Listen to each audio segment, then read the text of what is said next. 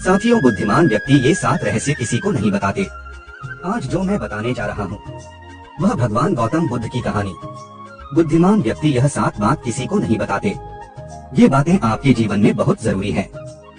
हम हर कोई बात सबको बता देते हैं और इससे क्या नुकसान होता है ये हम कभी सोचते ही नहीं, लेकिन जीवन बड़ा कठिन है। साथियों, इस दुनिया में अच्छे से जीना है तो हर कोई बात किसी को नहीं बताना चाहिए, क्योंकि सबके जीवन में भला और बुरा सोचने वाला इंसान है। बुद्धिमान व्यक्ति यह जो 7 रहस्य किसी को नहीं बताते हैं। पहला, अपनी मजबूरी। दूसरा, अपनी अतीत की गलतियाँ और अपनी भविष्य की रणनीतियाँ। तीसरा, घर की बातें। चौथा, अपनी आमदनी। पांचवा, अपनी कमजोरी और अपनी ताकत। छठा, अपने मित्र और अपने शत्रु। और आखिरी 7वां, दान करना। साथियों, सबके घर में कुछ ना कुछ जरूरी बातें होती रहती हैं, जैसे माता पिता से बातें, अपने पत्नी से बातें, अपने बच्चों से बातें, अपने भाई बहन से बातें और घर की जो भी बातें होती है वह बात अपने परिवार, अपने घर के बीच ही रहनी चाहिए। क्योंकि घर की बात, जैसे पैसे की बात, कोई भी दुख सुख की बात, कोई झगड़े की बात, अपने ही परिवार के अंदर ही रहनी चाहिए। अगर ये सारी बात बाहर किसी को पता चलती है तो वह व्यक्ति इसका बड़ा फायदा उठा सकता है। इसलिए हमेशा घर की बातें किसी को नहीं बताना चाहिए। कौन कौन सी बातें हैं जो किसी को नहीं बताना चाहिए, तो चलिए विस्तार से इसके बारे में चर्चा करते हैं। एक बात जो लगभग सभी लोग बचपन से सुनते आ रहे हैं कि धीरे बोलो कोई सुन ना ले, ये बात हम सबको कानों में पड़ी होगी और हमारे मुंह से भी निकली होगी। लेकिन सोचने वाली बात यह है कि ये शब्द कब कब हमारे मुंह से निकलता है और कब कब हमारे कानों में पड़ता है, क्योंकि ऐसे काम ही गुप्त राज होते हैं जो हम दूसरों के कानों में नहीं पड़ना देना चाहते। अक्सर परिवार में अशांति के कारण हम खुद ही होते हैं। हम इस बात को देख पाए या ना देख पाए, पर असल में सत्य यही है, क्योंकि जाने अनजाने में मूर्खता हम खुद कर देते हैं। अपनी वो बातें हम दूसरों को बता देते हैं जो हमें कभी भी किसी को नहीं बतानी चाहिए। वही जो हमने जाने अनजाने में हम किसी दूसरे से बता देते हैं, वही हमारे दुख का कारण बन जाता है, वही हमारे झगड़े का कारण बन जाता है और फिर बाद में हमें पछताना होता है कि मुझे ये बात किसी को नहीं बतानी चाहिए। मेरी गलती की वजह से मैं जाने अनजाने से ये बात सभी को बता दिया। इसलिए मैं आज जो भगवान बुद्ध की कहानी जो मैं आपको सुनाने वाला हूँ, उसके सुनने के बाद आपको 7 ऐसी बातें पता चलेगी जो आपको कभी किसी को नहीं बताना है। क्यों नहीं बताना है, इसके पीछे का तारक भी आपको पता चलेगा। और इन 7 बातों के अलावा अगर आपको लगता है कि कोई बात और है जो इस कहानी में छूट गई है या नहीं बताया गया, तो कमेंट करके जरूर बताना। साथियों, एक समय की बात है। एक गांव में मोहन नाम का एक लड़का रहता था। वह लड़का बहुत ही गरीब परिवार से था। कुछ पैसा नहीं था, उसके पास 2 वक्त के भोजन भी बड़ी मुश्किल से नसीब होता था। वह लड़का काम की तलाश में दिन रात खोज करने के बाद भी उसे कोई काम नहीं मिल रहा था। फिर वो लड़का अपनी पत्नी के सामने अपनी सारी परेशानी, सारी समस्या बता दी। उसने अपनी पत्नी से कहा, मैं जिस जगह भी काम मांगने के लिए जाता हूँ तो हर कोई मुझे यह कहकर काम नहीं देता है कि हमारे यहाँ कोई काम की जगह खाली नहीं है। मैं बहुत काम ढूंढा, फिर भी मुझे कोई काम नहीं मिला।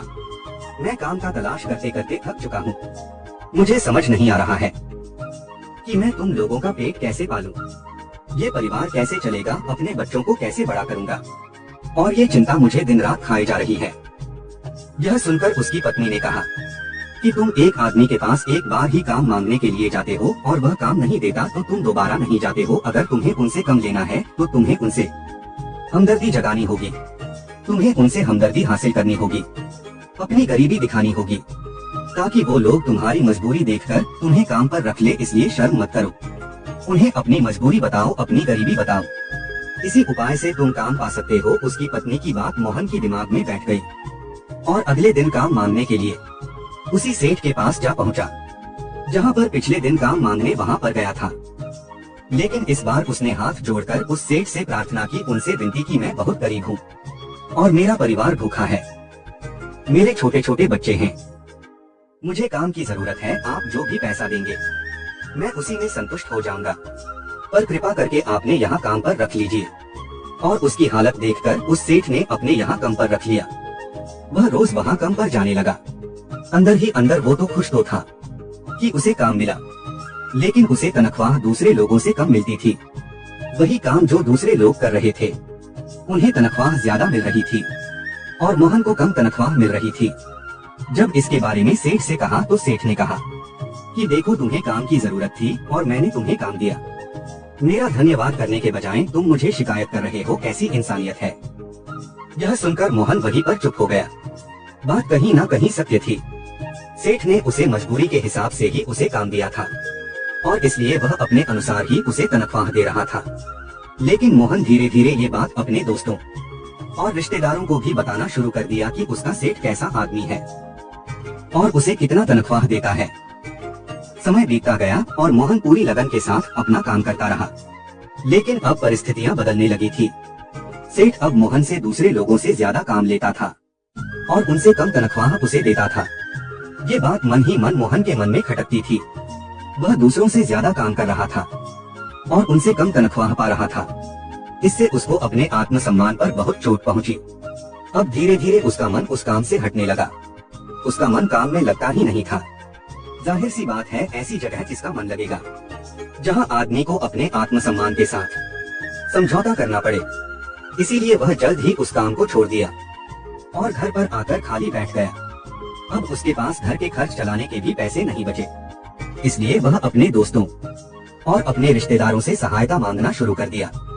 लेकिन उसके दोस्त और रिश्तेदार उसके सामने तो दया का पात्र समझते थे, उसे दिलासा देते थे, लेकिन उसके पीछे उसका मजाक उड़ाते थे। वह कहते थे कि कितना बेवकूफ है, सेठ ने इतना काम लिया और बेचारे को पैसा भी नहीं दिया।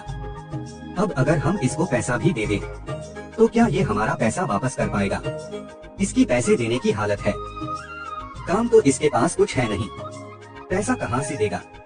और इसी वजह से मोहन की हालत दिन पर दिन खराब होती जा रही थी। अब वह दिन रात तनाव में रहने लगा।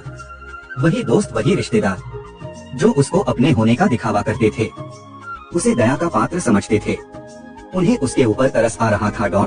सब लोग उसे आकर ज्ञान तो बहुत देते थे, लेकिन कोई भी उसे सहायता नहीं करता था। और अक्सर ऐसा ही होता है कि ज्ञान देने वाले तो बहुत मिल जाते हैं, लेकिन मदद करने वाले और हाथ पकड़कर आगे चलने वाले कितने लोग मिलते हैं, यह तो आप भी भली भांति जानते हैं।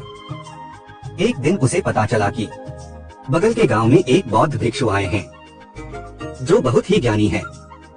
मोहन इतना तनाव में था कि उसे कोई भी रास्ता नजर नहीं आ रहा था। इसलिए वह बौद्ध भिक्षु के पास जा पहुंचा। वहां जाकर सीधा बौद्ध भिक्षु के पैरों पर गिरकर रोने लगता है। मोहन रोते रोते अपनी सारी परिस्थितियां बताता है। उन्हें बताता है कि किस तरह उसे सेठ ने उसका फायदा उठाया और उसके दोस्त रिश्तेदार उसके साथ कैसा व्यवहार करते हैं। सारी बात